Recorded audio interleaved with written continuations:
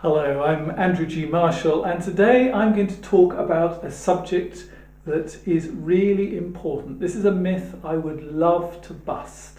I'm going to talk about the 5 blocks to getting back the spark, because the myth is that once you've lost the sexual spark from your relationship, that's it, you can't get it back, over, finito, goodbye, or you're going to have a whole lifetime of dreary sex.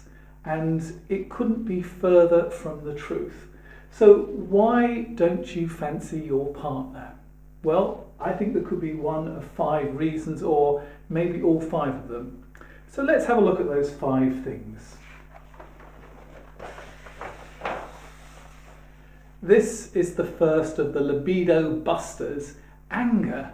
Now, yes, sometimes you can have make-up sex when you're really angry with each other and it can be terribly passionate, but actually in a long-term relationship, there's a lot that makes you angry about your partner, but you don't want to say anything, and it sort of goes underneath and it gets held in here, and it becomes a cold feeling, and one by one, those cold feelings of anger grow and grow, and they actually block out your heart. So you can see where I'm holding my arm, and it is blocking my heart, it's blocking my feelings, and you're not going to feel incredibly romantic. You're not going to feel passionate if you are angry, and it's that long-term anger. The great thing about letting the anger out is that it can actually release the passion again. It might be unpleasant, but it can be done. So what's the next block? The next block is fear. Now, you'd think that actually having been together for a long time would make it easier, and you wouldn't actually be frightened of effectively being naked, both physically and emotionally, with your partner. But actually the truth is, the more you know somebody, the more frightened you become, because the stakes are so much higher. You've actually tied your life to this other person. What if they don't like you?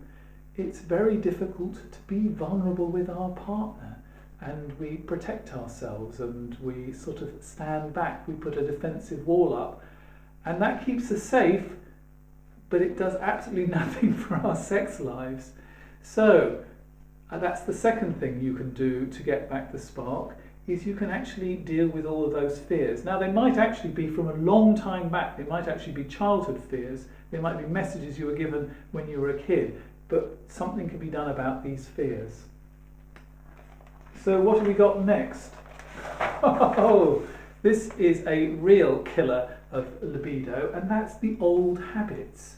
Now, when you first got together, that you did things that were right for you at the very beginning of your relationship, and if it's 10, 15 years ago, they might not necessarily be right for you now. You're different people, you're not going to the same restaurant, you're not wearing the same clothes, so why are you having the same sex? Well, it's because you can't talk to each other, you can't challenge those old habits, those old ideas about each other. Time and time again, I get people who say, actually I was lying on one side of the bed wishing that my partner was interested in sex, and guess what was happening? Their partner was lying on the other side of the bed having exactly the same thoughts. And these old habits keep us apart. And I think you can guess what I'm going to say next. You can break habits, you can start new habits, and they can be constructive habits.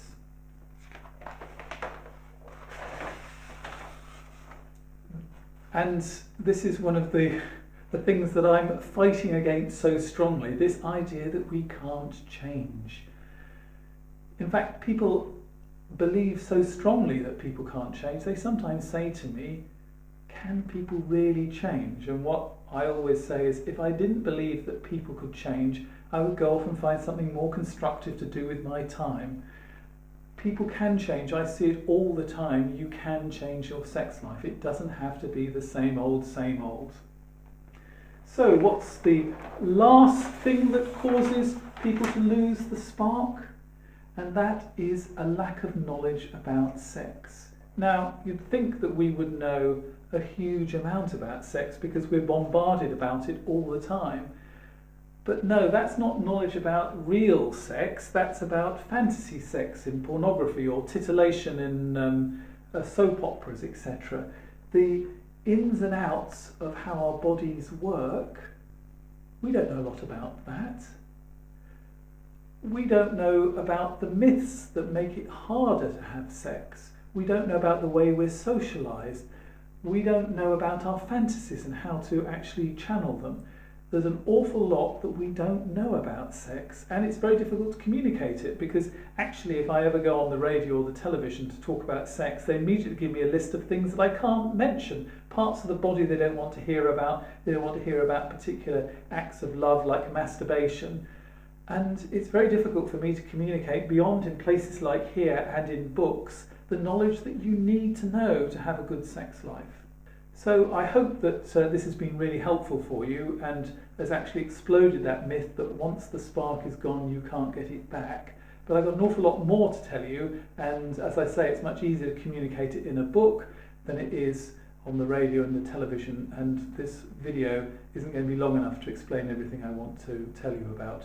The book is called Have the Sex You Want, and it's the couple's guide to getting back the spark, because you can get that spark back.